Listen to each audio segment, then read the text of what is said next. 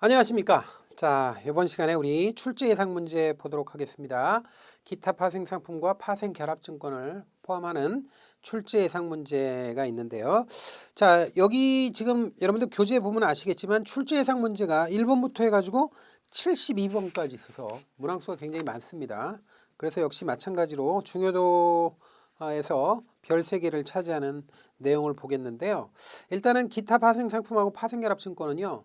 난이도가 우리가 1과목, 2과목을 통틀어서 난이도가 가장 낮은 쪽에 속하지 않을까 이렇게 생각되거든요. 일단 그것은 이론적인 난이도도 난이도지만 그것보다는 문제 난이도가 아무래도 1과목 같은 선물 옵션 이런 데보다는 눈에 띄게 좀 낮은 편입니다. 그래서 여러분들 정확하게 개념 파악을 하셨다 그러면 문제가 뭐 이론적으로 난해해서 틀리지는 않으실 거라고 봅니다. 수업만 충실하게 따라오셨으면 충분히 그 해결될 수 있다고 보고요. 그래서 조금 다른 영역을 풀 때보다는 출제상 문제를 풀더라도 조금 약간은 제가 부담을 좀 덜하는 그런 파트가 되겠습니다. 일단은 제가 쉬어보니까 중요도 별 3개만 따져봐도 23개나 됩니다. 23문항이나 되는데 여기서 조금 어렵다고 하는 것도 사실은 우리가 공부할 때 시험 공부할 때 약간 고민하는 과정도 필요하거든요. 고민하고 머리를 싸매고 좀 골치 아파하고 이런 거 과정을 거치지 못하면 사실은 시험장에 가서 문제를 풀기가 어렵습니다. 선생이 다 해설해주고 그러면 그냥 수업 들을 때 끄덕끄덕하면서 그냥 그렇게 넘어가 버리면 오히려 시험장에서 그게 더 방해가 되고 문제 해결을 못하는 경우가 있는데 여기 이 파트는 출제 예상 문제로 봤을 때 뭐 좀 어렵다 하더라도 그렇게 막 엄청나게 어렵고 그런 문제는 아니라서 여러분들이 약간 고민을 하면서 그러면서 해설을 보면 충분히 시험장에 가서 다 해결할 거라고 보고 중요도 별 3개짜리 문제를 가지고 문제를 이제 풀어 나가도록 하겠습니다. 일단은 여러분들 교재에서 이제 2번 문제가 중요도 이제 별 3개입니다. 2번 문제 보는데 사실 2번 문제는 1번 문제와 연계돼 있어요. 1번 문제와 2번 문제는 같은 문제나 마찬가지예요. 그래서 1번 문제 보시면 이런 게 나오죠. 장내 파생 상품하고 장애 파생 상품 비교한 것으로 거래가 뭔가 해놓고 표를 짜놨지 않습니까? 표를. 거기 보시면 장내 파생 상품에는 이제 선물 옵션이 있고 장애 파생 상품은 선도하고 장애 옵션하고 스왑이 있잖아요. 이건 머릿속에 들어가야 돼요.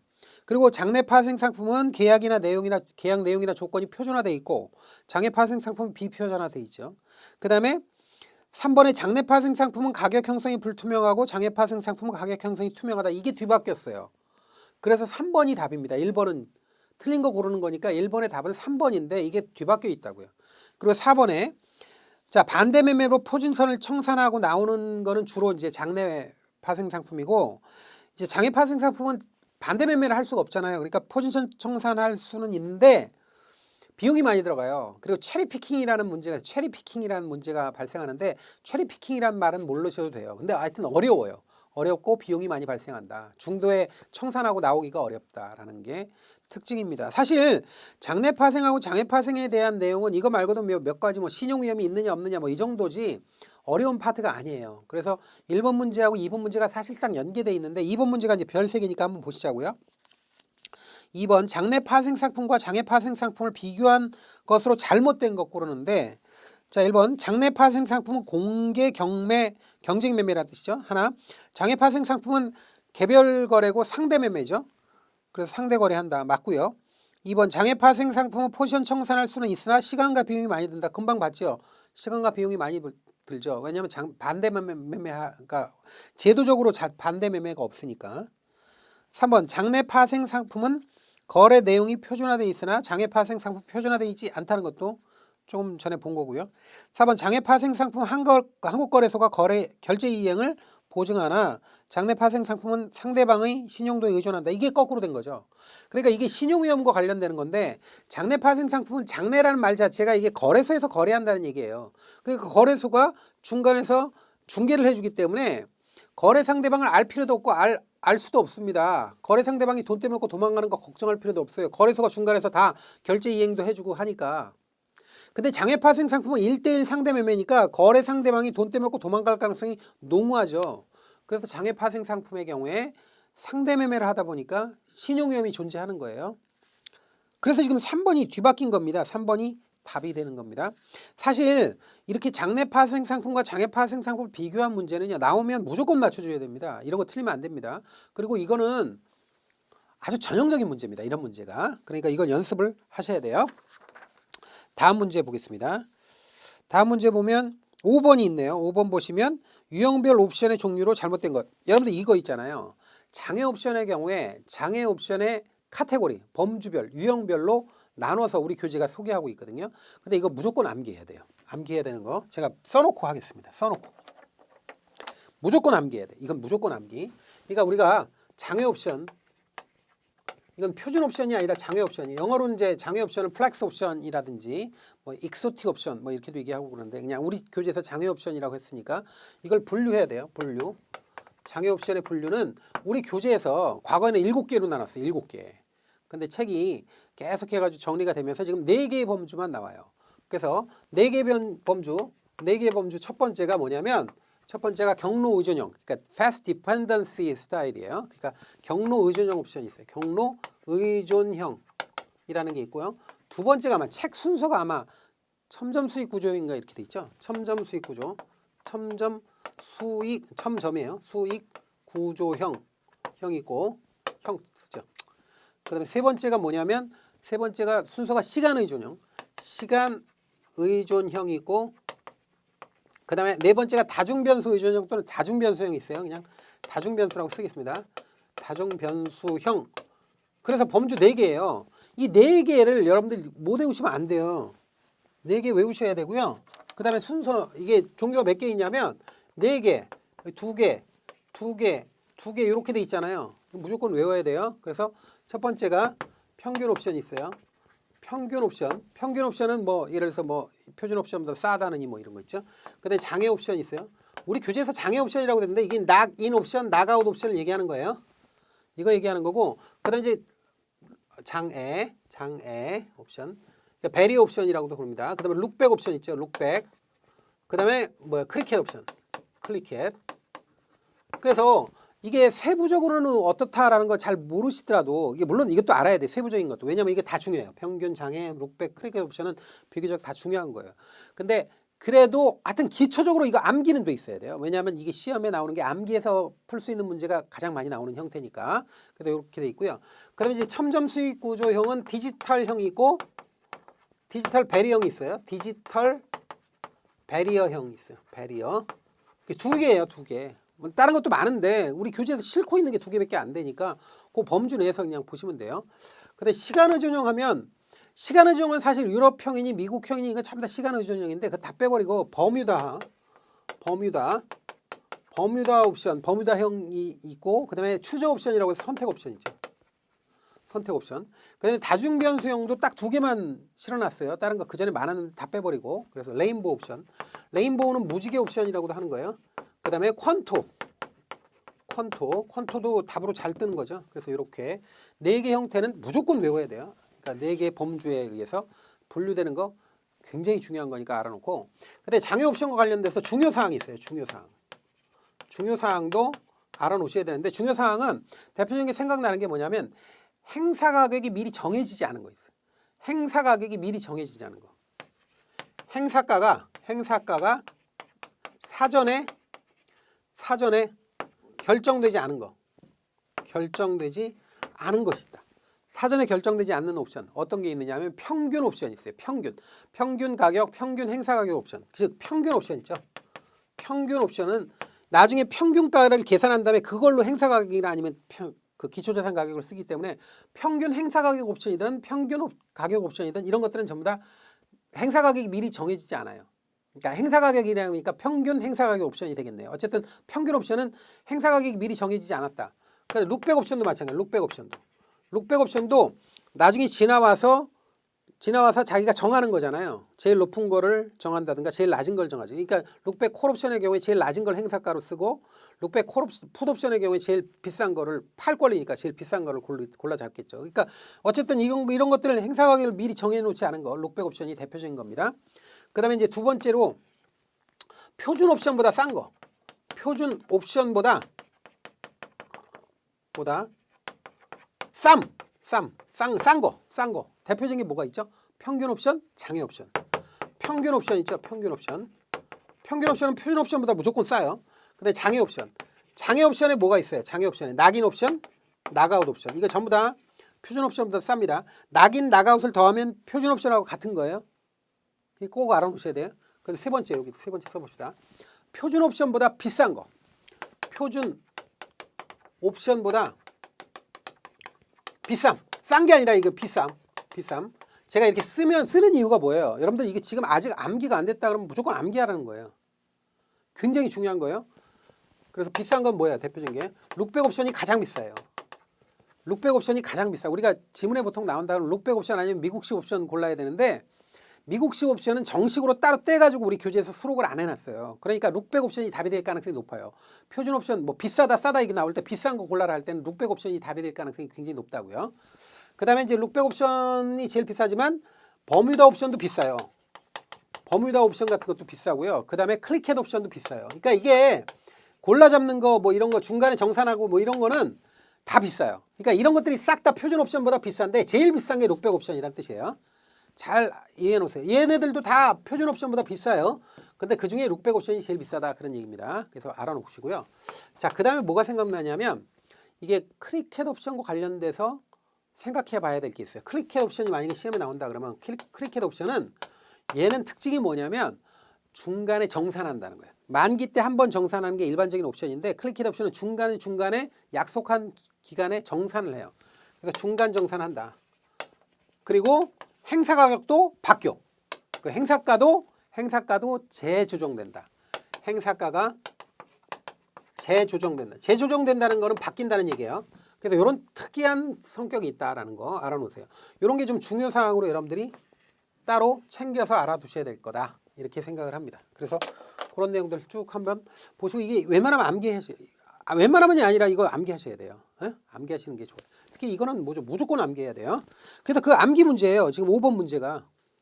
5번 문제 보시면 자, 유형별 옵션의 종류로 잘못된 것. 경로 준영은 장애 옵션, 룩백 옵션 있죠. 시간의 준영에는 선택 버뮤다 있죠.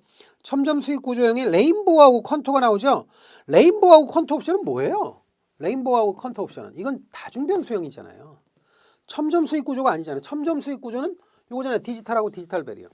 그래서 3번이 틀린 거고 경로 의존형의 평균하고 클릭헥 있잖아요. 경로 의존형의 평균하고 클릭헥 여기 있잖아요. 그러니까 이건 암기 문제라고요. 암기. 근데 이런 문제 많이 나와요. 그래서 암기가 해결돼야 됩니다. 제가 부탁드립니다. 암기가 기본적인 게 암기가 안 돼 있고 머릿속에 안 들어가 있으면 다른 거 아무리 이론적으로 난해한 거 뭐 머릿속으로 생각해서 하더라도 이게 별로 의미가 없는 게 그런 건 너무 잘 틀려요. 근데 암기는 암기만 하면 무조건 100% 답을 맞출 수 있는데 그거는 틀리고 자꾸 어려운 거 맞추려고 그러면 안 됩니다. 그러니까 이거는 기본적인 거니까 알아놓으시고요. 그 다음에 6번 보세요. 6번도 별 3개예요. 6번 옵션의 수익 구조가 연속되지 않고 끊어지는 구조라고 그랬죠. 끊어지는 구조, 불연속성. 이 불연속성이나 미분 불가능이라는 의미가 바로 첨점 수익 구조라는 거예요. 첨점 수익 구조가 그런 뜻이래요. 불연속적이다 그런 뜻이에요. 그래서 연속되지 않고 끊어지는 구조의 옵션 형태에 해당하는 거 요게 첨점 수익 구조형이다라는 거 알아놓으시면 됩니다. 그래서 2번이 답입니다. 뭐 다른 건 뭐 볼 필요 없고요. 자, 그 다음에 쭉 넘어가세요.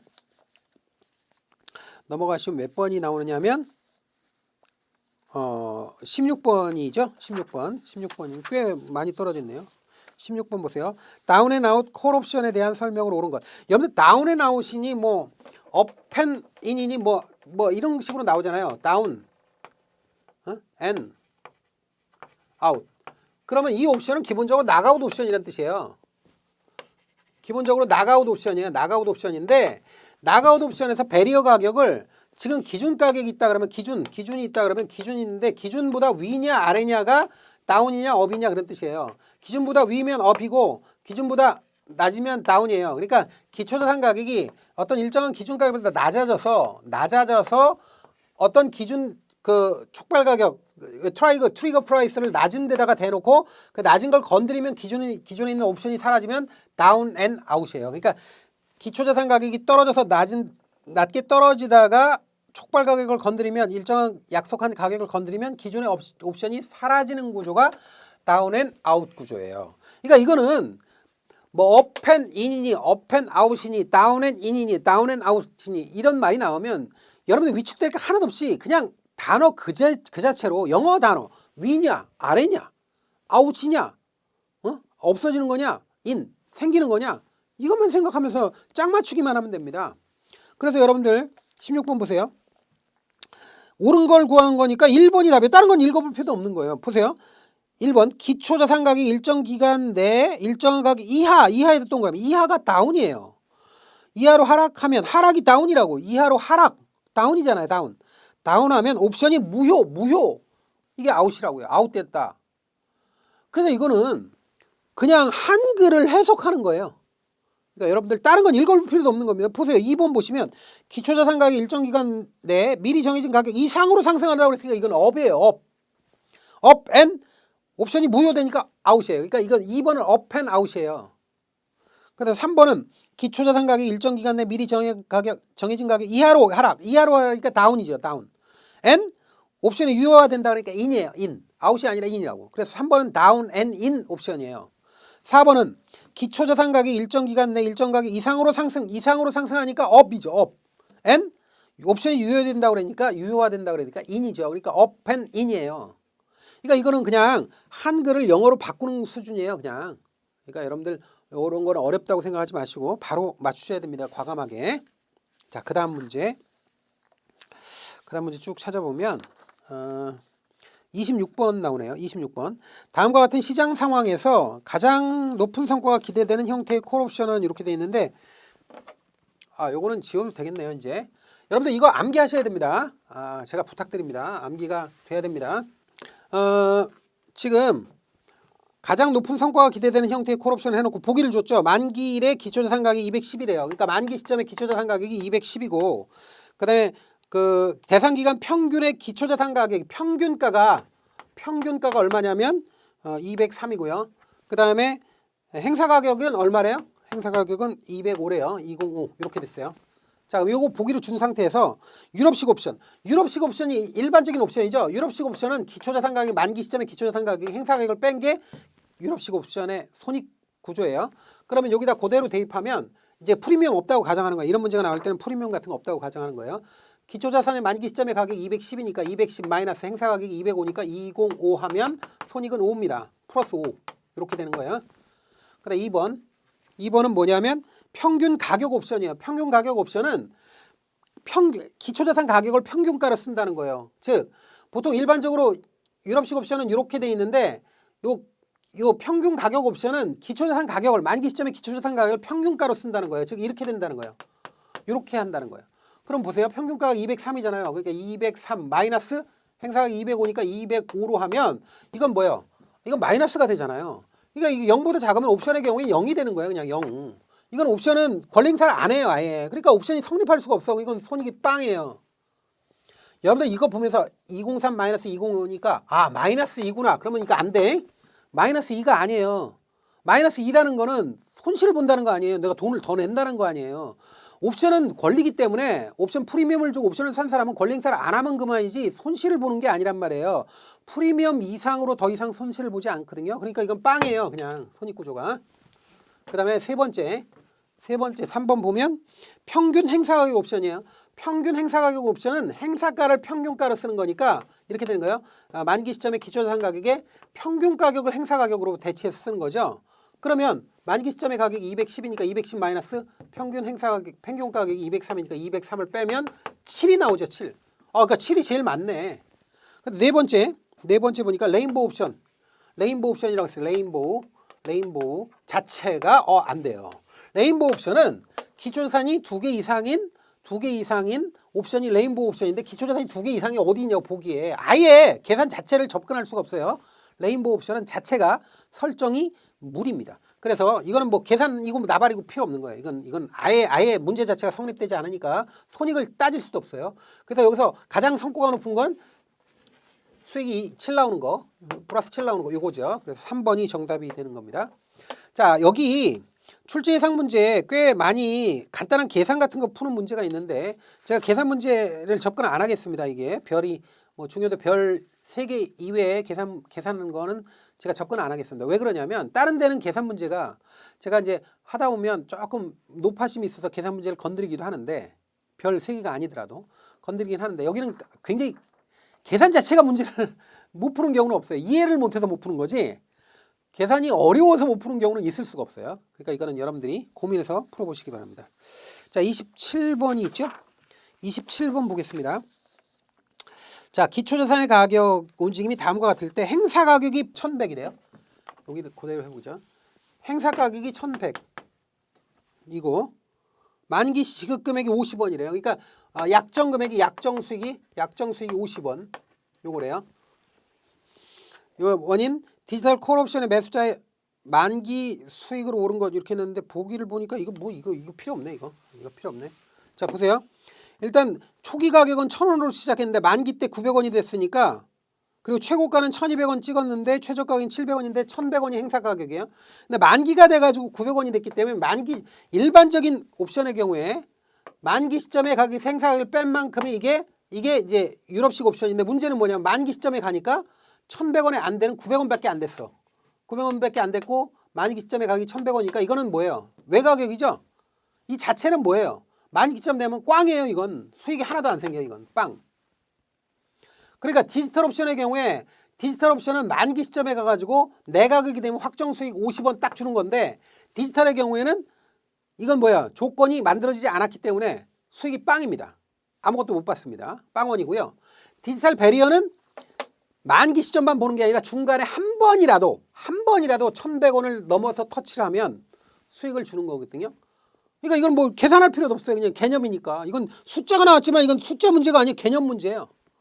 그러니까 이 경우에는 이게 지금 디지털 디지털 옵션이죠. 디지털 배리어도 아니죠. 그러니까 디지털 옵션의 경우는 빵원이에요. 그러니까 답은 그냥 1번이에요. 1번인데 문제는 이게 뒤에 비슷한 문제가 있던데 디지털 배리어에 대한 내용도 있는 것 같더라고요. 근데 만약에 이 문제가 디지털 배리어 옵션이면 중간에 얼마까지 갔냐면 최고가가 1,200원까지도 갔었죠. 1,200원을 갔으면 중간에 행사 가격을 뛰어넘었잖아요. 한번 뛰어넘었기 때문에 이 경우에는 확정 수익으로 만기 시점에 그 행사가를 밑으로 떨어졌다 하더라도 한 번이라도 터치를 했기 때문에 그 경우에는 50원을 줍니다. 그게 디지털 배리어예요. 그러니까 디지털 옵션하고 디지털 배리어 옵션을 여러분들 여러분들이 구분해서 한번 공부해 보시기 바랍니다. 그러니까 제가 27번을 풀면서 디지털 옵션이지만 디지털 배리어까지 생각해서 설명을 드린 겁니다. 정답은 1번입니다. 자, 다음 문제 보죠. 다음 문제는 34번 보죠. 34번. 통화 관련 장외 파생 상품에 대한 설명으로 가장 거리가 먼 것 고릅니다. 1번 통화 수합은 외환 수합에 비하여 만기가 단기다. 여러분들 이런 문제 있잖아요. 이게 보통 이제 비교돼서 지문 구성할 때 통화 관련 상품은 기본적인 상품이 그 CRS라고 통화 수합이 있고 그다음에 외환 수합이 있잖아요. 외환 수합이 있고 그다음에 이제 선물환이라는 것도 있고 그런데 되게 비교해서 지문 구성할 땐 선물환은 거기 잘 안 끼고 두 개가 비교가 돼요. 하나가 뭐냐면 CRS 즉 통화 수합하고 그다음에 FX 수합이라고 해서 외환 수합이에요. 제가 이렇게 써놓으면 또 헷갈릴 수도 있으니까 이게 통화 수합 영어로만 써놓으면 또 그럴 수도 있으니까 통화 수합 요게 이제 외환 수합이에요. 그러면 얘네들 비교하는 거 물론 선물환도 있어요. FX 포워드라고 해서 선물환도 있는데 선물환의 경우에는 여기 잘 지문에 안 껴요. 이렇게 되면 얘를 얘기할 때 보통 얘는 장기적으로 운용할 때 쓴다. 얘는 단기 운용할 때 쓴다라는 거 이런 거 하고 그다음에 얘는 이자 교환을 하죠. 이자 교환 한다. 근데 얘는 이자가 교환이 안 돼. 그런 자체가 성립할 수가 없다. 뭐 이런 거죠. 그다음에 뭐 그 이외에 뭐 크게 뭐 여기서 차이가 나는 거 이런 것들을 얘기하지는 않죠. 이게 원금 교환을 얘는 원금 교환을 하죠. 되게 원금 교환을 한다. 하고 뭐 이렇게 한다 해서 원금 교환을 한다는 측면에서는 IRS하고 비교하죠. IRS는 원금 교환 안 하고 원금은 이제 이자율 수합이죠.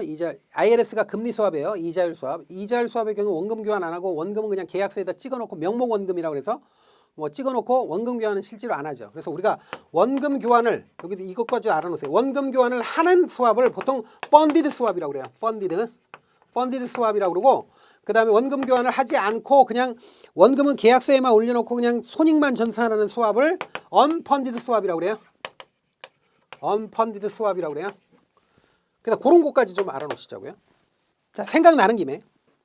자, 그러면 1번에 통화수합은 외환수합에 비하여 만기가 단기다. 이게 바로 틀렸죠. 통화수합은 외환수합에 비해서 장기예요. 단기가 아니고 외환수합은 1년짜리 하는 거 거의 없어요. 1년 이내예요. 근데 통화수합의 경우에 보통 짧은 게 뭐 한 3년이래요. 보통 뭐 5년, 10년, 30년까지 있어요. 그래서 1번이 틀렸고요. 2번 통화 옵션을 이용한 환 위험 관리는 외환 포지션에 대한 선택적 해지 가능하게 된다. 이게 이제 교과서적인 설명입니다. 맞습니다.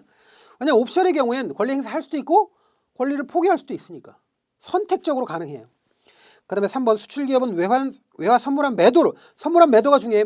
매입 그러면 안 돼요. 매수 뭐 이런 거 나오면 안 돼요. 수출기업은 선물한 매도 쳐야 돼요. 매도를 통하여 환위험 해지할 수 있다. 맞고요. 4번 외환수합은 동일한 거래 상대방과 동일한 금액의 현물한 거래 및 선물한 거래를 반대 방향으로 동시에 체결하는 한 쌍의 거래예요. 맞습니다. 외환수합의 개념이 맞죠. 35번 외환수합에 대한 설명으로 가장 거리가 먼 것. 1번 동일한 거래 상대방과 현물한 거래와 선물한 거래를 동시에 체결하는 거예요. 한 쌍으로. 금방 봤지만 맞고요. 두 번째 현물한 거래와 선물한 거래의 방향은 반대 방향이죠. 한쪽이 매수했으면 한쪽은 매도해야 돼요. 매수와 매도가 반대예요. 롱과 숏이 반대로 해서 한 쌍으로 돼 있는 거예요. 다시 자 외환수합의 경우에 롱하고 한쪽은 롱 그러니까 매수했으면 한쪽은 반드시 숏 쳐야 돼요. 그리고 한쪽이 선물한이면 반드시 한쪽은 현물한이어야 돼요. 그러니까 현물한 선물한을 반대로 롱숏을 반대로 이렇게 해가지고 하는 거예요. 이게 한 쌍으로 돼 있는 거예요. 이걸 동시에 주문을 내는 거예요. 한 쌍으로. 그 다음에 3번 초기와 만기에 각각 원금 교환이 발생하면 당연히 발생하겠죠.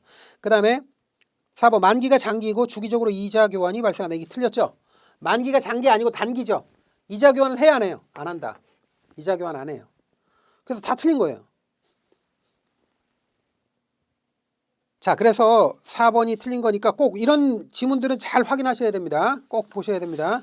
자, 그 다음 문제를 찾아보죠. 자, 그 다음 문제는요.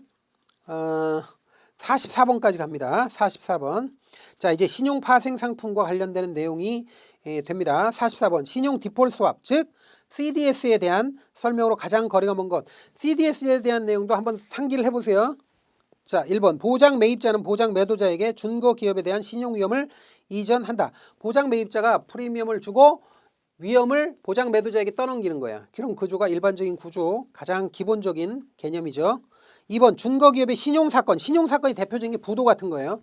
부도, 파산, 채무불이행, 디폴트, 그러니까 모라토리엄 다 이게 신용사건에 들어가죠. 신용사건 발생 시 보장 이행 방법은 현금 정산만 가능하다. 아니에요. 현금 정산뿐 아니라 실물 이전도 가능해요. 근데 현금 정산이 많죠. 압도적으로 현금 정산을 많이 하지만 실물 이전도 가능하다. 실제로 채권 같은 걸 진짜로 주는 그런 실물 이전도 가능하다라는 거예요. 그래서 2번이 틀렸습니다. 3번 준거기업의 신용사건 발생 시 보장 매도자는 보장 매입자에게 손실금 지급하는 구조죠. 그러니까 다시 그림을 그려보면 크레딧 디폴트 스왑 CDS의 경우에 만약에 거래자가 A인데 얘가 보장 매입자다 그러면 B하고 거래하다가 혹시라도 얘가 돈을 못 갚을까 봐 이게 돈이 들어와야 되는데 얘가 부도나 파산이나 뭐 이런 거 될까 봐 박살나면 이게 손실을 보장하기 위해서 자, 스왑뱅크에 가서 이게 딜러한테 가서 CDS 딜러한테 가서 프리미엄 주고 위험까지 신용위험까지 싹 다 전가하는 거예요. 신용위험까지 이렇게 전가해 버리는 거예요. 떠넘겨 버리면 만약에 신용사건이 발생해서 부도가 발생하면 손실금을 이렇게 주는 구조다. 이거 기본적인 구조 아니에요, 이게. 이때 A가 보장 매입자, 예? 보장 매입자, 얘가 보장 매도자다 이거예요. 자, 그 다음에 4번 CDS 프리미엄은 준거기업의 신용사건 발생 가능성이 높을수록 증가한다. 4번 맞죠? 당연히. 그러니까 얘가 준거기업이 이게 신용사건 발생, 그러니까 부도 가능성, 그러니까 채무불이행 가능성 같은 말이죠. 채무 불이행 가능성이 높다. 그러면 프리미엄도 비싸요. 비싸지는 거지 당연히. 그 얘기입니다. 신용사건이 대표적인 게 채무불이행 또는 부도 이런 거니까. 그 다음에 45번 봅니다. 신용 디폴트 스왑에 대한 설명으로 가장 거리가 먼 것. 1번 보장 매입자는 준거기업에 대한 신용위험을 보장 매도자에게 이전한다. 그러니까 보장 매입자가 얘가 매입자잖아요. 매입자, 보장 매입자. 얘가 보장 매도자고. 그러면 이게 프리미엄 주면서 신용위험까지 싹 다 넘겨버리는 거예요. 2번 보장 매도자는 준거기업에 대한 신용위험을 인수하는 대신 프리미엄을 수취한다. 이 프리미엄 받는 거죠. 신용위험 받는 대신에 프리미엄도 받는 거죠. 3번 준거기업의 신용사건이 발생하면 보장 매도자는 보장 매입자에게 준거기업의 손실금 지불한다. 손실금 주죠. 부도 같은 신용사건이 발생하면 손실금 주는 거죠. 4번 CDS 거래에서 준거기업은 금융기관만을 대상으로 한다. 이거 아닌 것 같지 않습니까 여러분들? 느낌에도. 어떻게 금융기관만 거래를 하겠어요. 금융기관 말고도 일반 회사도 가능하고요. 그 다음에 정부도 가능해요. 정부 같은 뭐 국가 이거 가능해요. 그래서 여러 이해관계자가 있다. 금융기관만 있는 건 아니죠. 그래서 4번 틀렸습니다. 46번 봅니다. 보장 매입자가 기초자산에서 발생하는 모든 현금 흐름 나왔어. 모든 현금 흐름 요거를 보장 매도자에게 넘기고 보장 매도자에게 약정 수익 받는 거. 이게 평상시에도 계속해서 지속적인 현금 흐름이 발생하고 또 부도 시에는 손실금도 받을 수 있는 거. 즉 CDS에다가 플러스 시장 위험까지 다 전가해서 넘기는 거. 요걸 TRS라고 하죠. 그러니까 여기까지만 읽어봐도 TRS가 답이 딱 나와야 돼요. 자, 보장 매도자에게 지급하고 보장 매도자로부터 약정 수익 받는 거. 이거 뭐죠? TRS라고요. 그래서 이거는 개념에 대한 문제니까 이거 나오자마자 바로 읽고 답을 찍어야 됩니다. 자, 2번이 정답이 되는 겁니다. 그래서 46번 이렇게 보고요. 자, 그 다음 문제는 50번이네요. 50번 총수익률 수합 TRS에 대한 문제입니다. 보죠. 총수익률 수합에 대한 설명으로 가장 거리가 먼 것. 1번 신용위험뿐 아니라 시장위험까지도 이전한다. 이게 모든 그러니까 신용위험뿐 아니라 시장위험 위험까지. 그러니까 우리가 CDS에서 하는 CDS라고 하는 건 신용위험을 넘기는 건데 신용위험뿐 아니라 시장위험까지 다 넘기면 이거 이름이 CDS가 아니라 TRS가 되는 거예요. 맞는 거고요. 자, 그 다음에 2번 보장 매도자는 현금 흐름 측면에서 기초자산을 매각하는 효과가 있다. 이건 현금 흐름 측면에서 기초자산 매각하는 효과가 있다는 건 맞죠? 맞는데 문제는 이걸 매각하는 주체가 보장 매도자가 아니죠. 보장 매입자가 이걸 자산을 매각하는 거죠. 그러니까 보장 매입자가 매도자에게 이렇게 넘기는 거죠. 넘기는 거지. 보장 매도자가 넘긴다 그러면 안 되죠. 그러니까 2번 틀린 거예요. 보장 매도자가 아니라 보장 매입자라고 해야 됩니다. 2번 답이고 3번 신용사건이 발생하지 않아도 기초자산의 시장가치를 반영한 현금 흐름이 발생합니다. 평상시에도 발생해요. 그런데 4번 여러 자산으로 구성된 포트폴리오도 준거자산이 될 수가 있습니다. 이거 맞습니다. 근데 이 지문은 뭐 그렇게 중요한 건 아닌데 하여튼 맞습니다. 자, 그래서 50번 봤고요. 그 다음 문제 52번 보죠. 52번. 자, 52번 신용연계채권 이제 CLN에 대한 문제입니다. CLN에 대한 설명 중 옳지 않은 것. 1번 고정금리 채권, 그러니까 일반 채권이죠. 일반 채권에 CDS 등과 같은 신용 파생 상품이 내장됐어요. 그러니까 결합돼 있다. 그런 신용 구조화 상품이다. 맞습니다. 그러니까 우리가 CLN을 얘기할 때 CLN의 상품 구조를 얘기할 때 가장 일반적으로 설명하는 건 일반 채권에다가 플러스 CDS가 결합돼 있는 구조다. 이게 가장 일반적인 설명이죠. 맞습니다.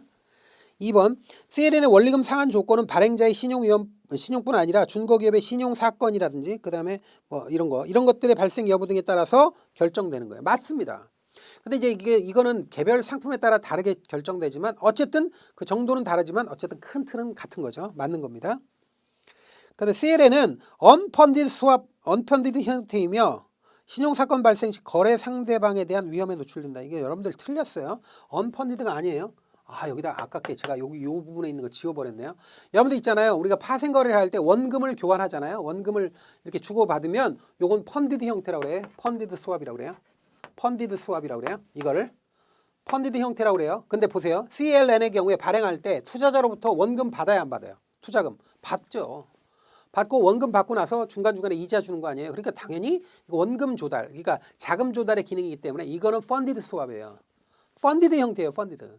선생님 이거 스왑이 아닌데요. 그러니까 펀디드 스왑이라고 표현하는 거예요. 표현하는 거라고요. 스왑은 아닌데 펀디드 스왑 형태라고 표현하는 겁니다. 그래서 펀디드 형태예요. 이건 언펀디드가 아니야. 언펀디드는 원금 조달을 안 하는 거예요. 그냥 이자만 정산하는 거예요. 원금은 그냥 계약서에다만 달아놓고 계약서에 숫자로만 표현해놓고 이자로만 정산하는 건 언펀디드고요. 채권을 발행했다는 얘기는 채권을 발행하면서 투자자한테 투자 원금을 받았다는 얘기잖아요. 원금을 받으면 펀디드 형태예요. 언펀디드가 아니라고요. 그래서 3번이 틀린 겁니다. 그 다음에 4번 CLN 투자자는 준거기업의 신용위험뿐 아니라 발행자의 신용위험도 감수해야 하는데 이거 중요한 거예요. CLN은 일반적으로 이 준거기업, 준거자산에 대한 신용위험뿐 아니라 발행한 회사도 있잖아요. 발행회사도 망할 수 있거든요. 발행회사의 신용위험도 부담해는 이중의 부담이 있단 말이에요. 그래서 발행자의 신용위험을 원하지 않은 경우에 특수목적 회사를 통해서 발행하는 CLN을 사면 되는 거예요. 그래서 이 특수목적 회사를 통해 CLN을 발행하면 이 문제가 해결된다는 거예요. 맞아요. 이 4번 중요한 지문이니까 체크를 해놓으세요. 이 지문을 눈에 익혀놓으세요. 자, 53번 보겠습니다. 53번은 이제 ESG에 대한 문제인데 ESG 한번 보죠. ESG 요소를 반영한 책임 투자에 관한 설명으로 가장 거리가 먼 것. 1번 향후 ESG 분류체계 수립 및 금융기관의 ESG 상품에 대한 공시의 강화가 예상되겠죠. 계속해서 ESG 투자가 강화되고 있는 추세니까 당연히 그렇겠죠. 두 번째, 국내에서 환경 외 ESG 정보 공시 기준 수립 및 투자 관련 정보 공시 등의 제도화는 구체화되지 않은 상태. 아직 구체화되거나 의무화되거나 법제화되거나 이거는 좀 아직 이르다. 3번 ESG 요소는 자본시장에서 기업을 평가하는 새로운 프레임워크로 발전되고 있습니다. 맞고요. 그 다음에 GSIA가 글로벌 서스테이너블 인베스트먼트 어소시에이션 뭐 이렇게 얘기한다고요. 아주 중요한 기구라고 그랬죠. 중요한 이니셔티브예요. 근데 얘네들이 7가지로 정의한 ESG 투자 방식 중 2 이상 적용하고 있는 펀드가 책임 투자 아니에요. 2 이상이 아니라 하나 이상. 2까지 필요 없어요. 하나 이상 적용하고 있는 펀드는 책임 투자 펀드다. 이렇게 얘기하고 있다는 거예요. 맞습니다. 그래서 2 이상이 아니라 하나 이상이면 됩니다. 4번이 답입니다. 55번 보죠. 55번. 자, 파생 결합증권에 대한 설명을 올바르지 않은 것. 1번 다른 금융투자 상품을 기초자산으로 하는 파생 결합증권 발행할 수도 있습니다. 굉장히 유연하거든요. 맞습니다. 두 번째, 파생 결합증권 기초자산의 범위를 확대하여 매우 포괄적으로 정의하고 있다는 거. 포괄주의 원칙이 적용돼요. 여기도 맞습니다. 3번 탄소 배출권과 같은 환경적 위험 등도 기초자산으로 편입되어 있다는 거 맞고요. 4번 타인의 노력과 무관하게 외생적 지표에 의해 수익이 결정되는 증권은 포함되지 않는다. 아니에요. 타인의 노력과 무관하게 그냥 외부적 지표에 의해서 움직이는 그거에 따라서 움직이는 그런 파생결합 증권도 얼마든지 만들 수 있습니다. 포함될 수 있습니다. 그래서 4번 틀렸습니다. 좀 어려운 내용인데 그냥 눈에 익혀놓으세요. 맞습니다. 자, 그 다음 문제 58번 문제 보죠. 58번. 자, 이제 ELS에 대한 문제인데 ELS 중에 가장 우리나라에서 많이 취급되는 게 조기상환형 스텝다운 ELS예요. 이 조기상환형 스텝다운 ELS는 잘 알아놓으셔야 돼요. 그 상품의 특성을. 자, 1번 봅니다. 잘못된 거 고르는 겁니다. 58번 조기상환형 스텝다운 ELS에 대한 설명으로 잘못된 것은 1번 기초자산이 2개인 조기상환형 ELS는 보통 월스트 퍼포머와 조건을 주로 사용한다. 베스트가 아니에요. 2개 이상이면 2개 이상의 기초자산 중에 가장 성과가 낮은 걸 기준으로 해서 수익을 줍니다. 이것을 월스트 퍼포머라고 그래요.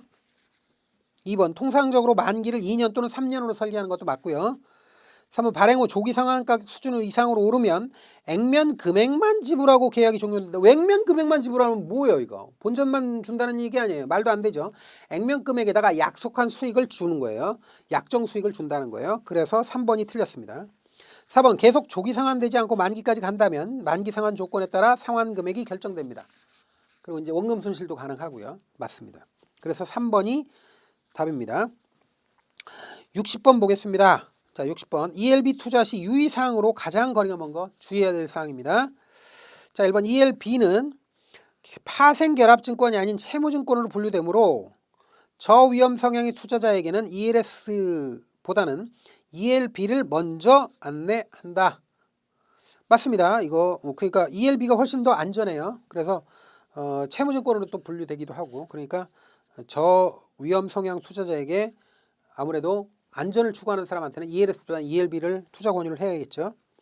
자, 2번 고난도 금융투자 상품이므로 이게 틀렸어요. 고난도 금융투자 상품 아니에요. ELB는 아니므로 녹취 숙려제도 적정성 원칙 이거 적용하지 않아요. 녹취 숙려제도도 적용 안 하고요. 적정성 원칙도 적용하지 않아요. 고난도 금융상품이 아니니까. 근데 이제 물론 그 뒤에 있는 설명 의무나 적합성의 원칙은 적용하죠. 이거는 일반적인 거니까. 그러니까 이거는 고난도든 전환도든 뭐든 간에 어쨌든 금융상품, 금융투자상품을 판매하는 경우에는 설명 의무나 적합성 원칙은 다 적용돼요. 다 적용되는데 다만 고난도 금융투자상품이 아니기 때문에 녹취 숙려 제도나 적정성 원칙은 적용되지 않습니다. 그래서 2번이 틀렸어요. 3번 대부분의 만기 상환형 ELB는 만기 상환 시 원금 이상의 수익 금액을 지급하므로 저위험 성향의 투자자에게 적합하다는 거 맞고요. 4번 나가웃 옵션형 ELB는 시장의 상승을 예상하고 있는 투자자들에게 유리한 거 맞습니다. 자, 2번이 정답이었으니까 확인하시고요. 자, 그 다음 문제는 63번 문제입니다. 63번. 자, 주식 워런트 증권과 개별 주식 옵션을 비교한 것으로 잘못 설명된 거, 잘못된 거. 자, ELW는요, 법적 특성을 보니까 1번 파생 결합 증권인데 개별 주식 옵션은 그냥 파생 상품이죠, 그냥. 그다음 2번 발행 주체는 ELW는 금융투자회사, 즉 증권사에서 발행하는 거예요.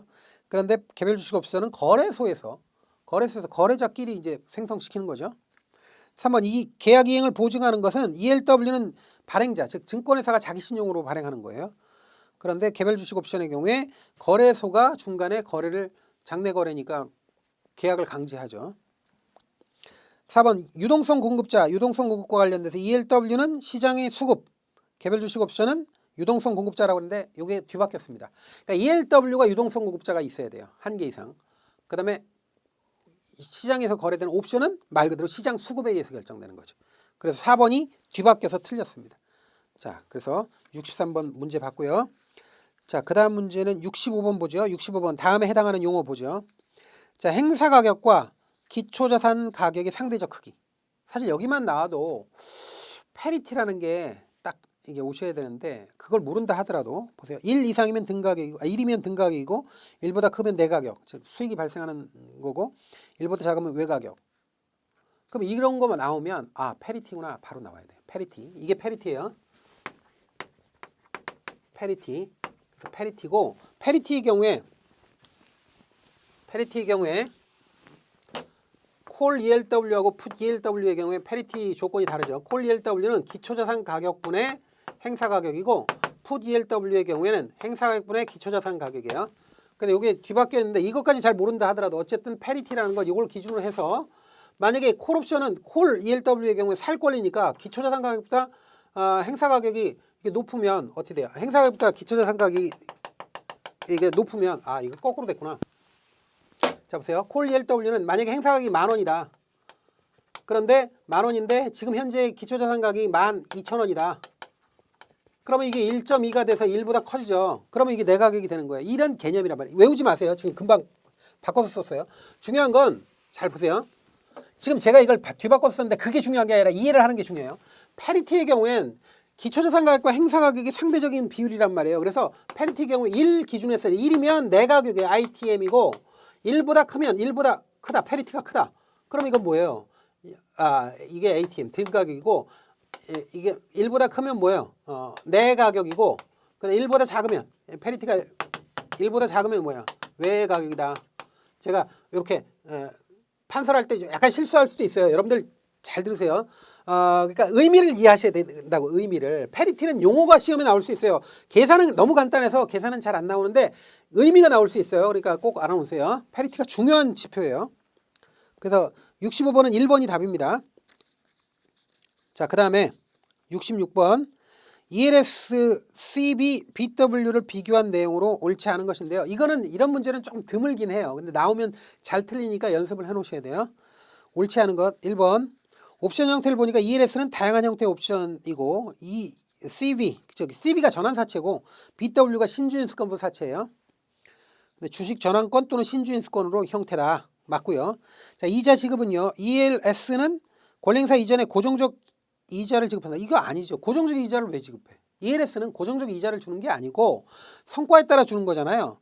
그래서 특정 주기와 형태가 필요 없다. 이게 맞는 거죠. 그래서 ELS하고 CB, BW가 바뀌어 있는 겁니다. 2번이 틀린 겁니다. CB나 BW는 채권의 회사채에 붙여서 나가는 거기 때문에 권리행사가 되기 전까지는 주기적으로 이자를 받아 먹을 수 있어요. 그래서 지금 2번은 뒤바뀌었어요. 그래서 2번이 답이고 3번 발행 동기를 보니까 ELS는 투자자의 위험 선호도에 따른 맞춤 설계고 그다음에 CB나 BW 같은 거는 기업체의 자금 조달 수단으로 쓰는 거예요. 그래서 발행을 하는 거예요. 맞고요. 4번 발행 기관은 ELS는 증권사예요. 증권회사가 이제 금융투자회사가 되는 거죠. 그리고 CB나 BW는 개별 기업이 발행하는 거예요. 이거 회사채예요. 회사채에다가 전환권이나 아니면 신주인수권을 붙여서 발행하는 회사채일 것 뿐이죠. 그래서 개별 기업이 발행합니다. 그래서 이 문제 약간 어려운데 알아놓으세요. 그래도. 그래서 2번이 정답입니다. 자, 67번 보죠. 자, 67번. A 주식을 기초자산하는 콜 ELW가 있다. 행사가격은 2만원, 현재 ELW 가격은 300원, 전환비율은 0.25라고 할 때 ELW 손익분기점. 여러분들 손익분기점 나오잖아요. BEP, Break Even Point. 손익분기점은 콜 ELW하고 풋 ELW의 손익분기점이 다른데 콜 ELW는 행사가격 플러스 ELW 가격을 전환비율로 나눈 거 이렇게 된 거고 풋 ELW는 여기 반대 빼기가 돼요. 더하기가 아니라 빼기로 하고 ELW 가격을 전환비율로 나눈 것 이렇게 되는데 지금 여기는 콜 ELW를 물어본 거 아니에요. 그러니까 숫자만 대입하면 되죠. 그러면 행사가격이 얼마? 2만 원. 여기다가 2만 원 이렇게 집어넣고 그다음에 ELW 현재 가격이 얼마냐면 300원. 300원이 분자가 되는 거고 전환비율은 0.25죠. 이렇게 하면 되죠. 그럼 보세요. 300원을 0.25로 나누면 곱하기 4 하는 거하고 똑같잖아. 그러면 3, 4, 10이니까 1200원. 여기가 뭐야? 1200원. 1200원 더하기 2만 원이니까 2만 1200원이네. 그죠? 2만 1200원. 1번. 그렇죠. 1번이 답이죠. 그러니까 이렇게 간단하게 문제를 풀 수 있는 건 나올 수 있으니까 한 번만 연습하면 되지 않습니까? 이런 거 해보고요. 자, 다음 문제는 69번 문제네요. 69번. 상장지수 증권, 즉 ETN과 ETN 상장에 대한 설명으로 가장 거리가 먼 것. 1번. 자, ETN은 의 발행 총액은 최소 70억 이상, 발행 증권 수는 10만 증권 이상입니다. 맞습니다. 맞는데 그냥 눈으로 익혀놓으세요. 이걸 그냥 달달달 외우기 그러니까. 2번. ETN의 신규 상장 신청 전 심사기간 15일 맞고요. 그다음 ETN 발행인이 직접 유동성을 공급하거나 유동성 공급자와 유동성 공급 계획을 체결해서 하나 이상의 유동성 공급자 있어야 돼요. 맞습니다. 그 다음에 4번에 ETN 발행 회사는 자기 자본은 5천억 원, 순자본 비율은 200%가 아니라 150%입니다. 그래서 여기 틀렸네요. 그리고 신용등급은 AA- 이상이어야 한다. 이게 해당 부분에 기본 문제 풀 때도 제가 중요하다고 그랬죠. 그리고 뒤에 보니까 정답 및 해설에 이게 표로 정리해놨어요. 그러니까 이거를 꼭 봐놓으셔야 돼요. 이거는 뭐 암기하는 거고, 근데 제가 보기에는 이걸 또 뒤에 법규 같은 데서도 가볍게 다루는 것 같더라고요. 그러니까 어디서 나오든 언급될 수가 있어요. 요거 비슷한 게. 그래서 체크를 해놓으세요. 그 다음에 70번 봅니다. 70번. 상장지수 증권의 기초지수에 대한 설명으로 가장 거리가 먼 것. 1번. 시장 대표지수나 섹터지수를 추종하는 ETN 출시도 가능합니다. 맞습니다. 그전에는 안 됐는데 이제 돼요. 그래서 시장지수나 섹터지수를 가지고 ETN 만들 수 있습니다. 두 번째, ETN이 투자 대상으로 삼고 있는 기초지수는 주식, 채권, 파생상품, 금과 같은 특정 자산 가격 흐름을 종합적으로 나타낸다는 거 맞습니다. 그 다음에 기초지수가 주식인 경우 ETF는 5종목, ETN은 10종목 이상이면 된다. 이게 틀렸어요. 거꾸로 됐어요. 그러니까 이거 중요해요.